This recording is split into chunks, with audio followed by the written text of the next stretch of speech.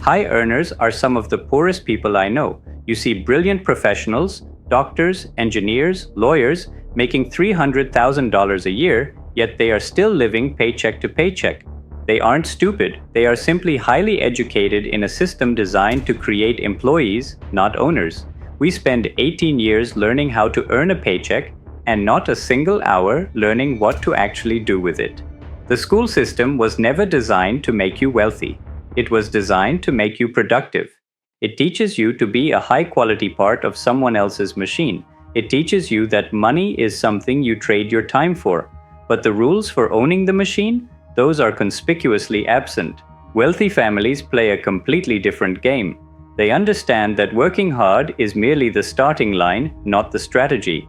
They don't just pass down money to their children, they pass down a specific set of operating principles, a mental framework that treats money as a tool for freedom, not just a means of survival. If you feel like you are running faster just to stay in the same place, it is because you are playing by the rules of the employee while trying to get the results of the owner. You are trying to win a game you haven't been taught how to play. Today, we are going to fix that. We are going to look at the 7 specific money rules that schools ignore, but wealthy families treat as gospel. But first, we have to address the hardware running in your brain. You cannot run a new program on an incompatible operating system. That is effectively what happens when you try to build wealth while still holding on to the mindset you learned in school. You are trying to run a freedom application on an employee operating system. The software crashes every single time. Most of us operate on what I call the compliance operating system. This is the software installed by your parents, your teachers, and society at large. Its primary goal is safety. Its core command is simple: do what you are told, minimize mistakes, and you will be rewarded. This system works beautifully if your goal is to be middle class. But if your goal is wealth, this operating system is actually a virus. Here is the fundamental disconnect. The Compliance OS teaches you that money is a result of your labor. If you want more money, the logic dictates you must provide more labor. You work longer hours, you get more degrees. The equation is linear. Input equals output. Wealthy families, however, teach their children a completely different equation. They run on the leverage operating system. In this system, money is not a result of labor. Money is a result of assets. This distinction sounds subtle, but it explains why you see people who work 80 hours a week struggling to pay rent, while someone who works 20 hours a week accumulates millions. It feels unfair because you are judging the outcome by the rules of labor. But wealth doesn't care about your effort, it cares about your leverage. Consider the high-paid surgeon. On the surface, they appear to have mastered the game. They earn $500,000 a year. They drive the right cars. But look closer. If that surgeon stops working tomorrow, if they break their hand or simply burn out, the money stops immediately. They are not the owner of their wealth. They are the servant of their lifestyle. That is not wealth. That is just high-paid captivity. Compare that to someone who owns a boring business, perhaps a chain of car washes. They might make less money in salary. They might not have the prestige of the title, but their income is detached from their physical presence. They have built a machine rather than becoming one, and this brings us to the most uncomfortable truth about money. The skills that make you a great employee, compliance, perfectionism, risk avoidance, are the exact same traits that will keep you poor. You are getting better and better at a game that is rigged to keep you working until you die. To change this, we have to rewrite the code. We have to look at the specific inputs, the 7 rules, that wealthy families use to build their operating system. So, let's install the update. Rule number 1 is the most fundamental shift, and it violates everything you learned in the classroom. Rule 1: you must decouple your time from your money. In the school system, you are taught a linear equation. Time equals money. It feels fair, it feels logical, but it is a trap. The problem with this equation is that your time is finite. You only have 24 hours in a day. If your income is tied to your time, your income has a hard ceiling. You can never truly be free because the moment you stop working, the cash flow stops. You are the engine. If the engine rests, the car stops.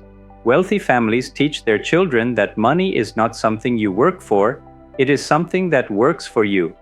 Think of every dollar bill in your pocket not as a piece of paper to be spent, but as an employee, a very specific type of employee. This employee never sleeps, it never complains, it never calls in sick, and best of all, if you employ it correctly, it recruits other employees for you.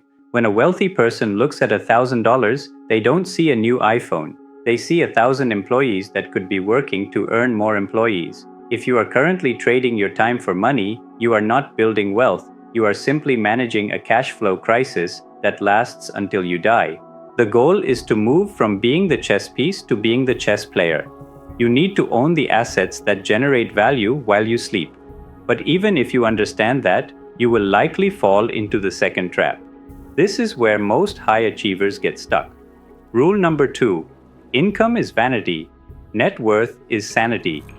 Society has tricked you into believing that a high salary equals wealth. It does not. You see the lawyer making $300,000 a year driving a Porsche, and you think that person is rich. Not necessarily. That person is just a high earner. There is a massive difference. If that lawyer spends $300,000 a year to maintain that lifestyle, their net wealth is zero. They are running on a treadmill at maximum speed, terrified that if they slow down, they will fly off the back. This is the high earner trap.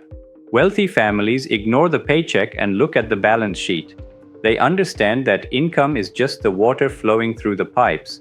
Wealth is the water that stays in the reservoir. You can have a massive river of income flowing through your life, but if your reservoir has a hole in the bottom, you will end up just as dry as the person earning minimum wage. I know people who earn $500,000 a year and have less than $10,000 in the bank. They are not wealthy. They are simply living a high-performance poverty. They are one bad month away from ruin. Real wealth is not defined by how much you can spend. It is defined by how long you can survive without working. If you earn $1 million a year, but you spend $1 million a year, your survival time is zero. You are a slave to your lifestyle. If you earn $50,000 but your assets cover your expenses, you are infinitely free. This requires a complete psychological shift. You have to stop playing the status game. The status game is designed to make you look rich while keeping you poor. Which brings us to rule number 3. You must master the gap. The gap is the distance between your ego and your income. There is a natural law in economics called Parkinson's law, which states that expenses will always rise to meet income. If you get a raise, you subconsciously find a way to spend it. You move to a slightly nicer apartment. You eat at slightly nicer restaurants. It happens automatically. Wealthy families teach their children to artificially suppress this instinct. They teach them to widen the gap. When you look at the truly wealthy, not the flashy influences, but the generational wealth, you often notice something strange. They are understated. They don't rush to upgrade their lifestyle the moment they have a good quarter.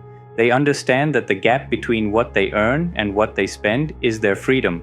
That gap is the capital they use to buy assets. Most people try to save what is left over after spending. That is a losing strategy because there is never anything left over. The wealthy spend what is left over after investing. This isn't about being cheap. It isn't about skipping lattes. That is a scarcity mindset. This is about allocation. It is about realizing that every time you succumb to lifestyle inflation, every time you upgrade your life to match your income, you are effectively eating your own freedom. You are telling the world, I prefer to look rich today than to be free tomorrow. The hardest financial skill is getting the goalpost to stop moving. But under the leverage operating system, the purpose of money is not to buy things. The purpose of money is to buy options. When you widen the gap, you are buying the ability to say no. You are buying the ability to quit a toxic job. You are buying your own autonomy. So, the first 3 rules form a foundation. Don't sell time, don't chase income, don't upgrade your lifestyle. If you only did these 3 things, you would be ahead of 90% of the population. But to get to the top 1%, you need to understand how to protect what you've built. And this is where the math of wealth gets brutal. Rule number 4. Protect the downside. There is a massive misconception that wealthy people are reckless risk takers. We see the billionaires betting everything on a rocket company and assume that wealth requires gambling. That is survivorship bias. For every person who bet it all and won, there are 10,000 who bet it all and went to zero. You just don't hear their stories. Wealthy families are actually incredibly risk-averse. They are paranoid about losing what they have built. Why? Because they understand the math of loss better than you do. If you have $100,000 and you lose 50% of it in a bad investment, you are left with $50,000. To get back to where you started, you don't need a 50% gain. You need a 100% gain. You have to work twice as hard just to get back to zero. This is why Warren Buffett's first rule of investing is never lose money. It's not just a catchy slogan, it's a mathematical necessity. The compliance operating system teaches you to take symmetrical risks. You risk your time for a set salary, or worse, you take negative skew risks, like credit card debt, where the upside is a new TV, but the downside is financial ruin. Wealthy families teach their children to hunt for asymmetric risk. They look for opportunities where the downside is capped, but the upside is uncapped. Heads, I win big. Tails, I don't lose much. If you start a side business with $500, your maximum loss is $500. Your maximum upside is infinite. That is an asymmetric bet. If you buy a speculative crypto coin with your life savings, your maximum upside is a few multipliers, but your downside is total ruin. That is a gambler's bet. Rich people don't gamble. They construct scenarios where it is mathematically impossible for them to be wiped out. But even if you protect yourself from market risks, there is a guaranteed mechanism designed to drain your wealth if you don't understand it. This leads to rule number 5. Taxes are an incentive system, not just a bill. This is the single biggest leak in the average person's financial bucket, and it is the one topic schools actively avoid teaching. In school, you are taught that taxes are mandatory, fixed, and automatic. The equation looks like this: earn, tax, spend. You work for $1, the government takes 30 cents, and you have 70 cents of purchasing power. You are taxed on the gross, but you live on the net. Wealthy families play by a different set of rules, specifically, the rules written for business owners and investors. Their equation is flipped: earn, spend, tax. A business earns $1. It spends money on computers, travel, dinners, and cars, all legitimate expenses needed to run the company. Then, and only then, does it pay tax on what is left over. This is not about evasion, it is about understanding the code. The tax code is not a list of penalties, it is a series of incentives. The government wants jobs, it wants housing, and it wants energy production. Since the government cannot create these things efficiently, it writes the tax code to reward people who do. If you start a business, the government offers you tax breaks. If you provide rental housing, the government offers you depreciation. If you are an employee, the government offers you nothing. When you operate as an employee, you are choosing the most tax-inefficient vehicle possible. You are volunteering to pay the highest rates with the fewest deductions. Wealthy families teach their children that their first major purchase shouldn't be a house. It should be an entity, a corporation, an LLC. They teach them that living your life through a business structure isn't a loophole. It is the way the global economy is designed to function. If you are trying to build wealth as an individual W-2 employee, you are trying to fill a bucket that has a hole in the bottom. The wealthy patch the hole. They change their status from employee to producer, and in doing so, they legally reclaim 20 to 40% of their lifetime income. But having the right structure and protecting your downside only works if you understand the invisible force that controls the value of money itself. Rule number 6. Inflation is a feature, not a bug. In school, you are taught that money is a store of value. You are taught that if you put $100 in a shoebox and come back 20 years later, you still have $100. Technically, that is true. You still have the paper, but you do not have the value. Wealthy families understand that cash is a melting ice cube. They know that the entire economic system is designed to slowly destroy the value of currency. This isn't a conspiracy, it is monetary policy. Governments target inflation to encourage spending. They need money to move, not sit still. This creates a brutal reality for the saver.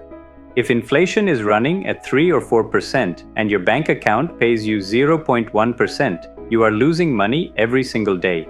You are working hard to earn money that is actively dying in your hands. But here is the counterintuitive part, the part that wealthy families use to their advantage. While inflation destroys cash, it benefits debt.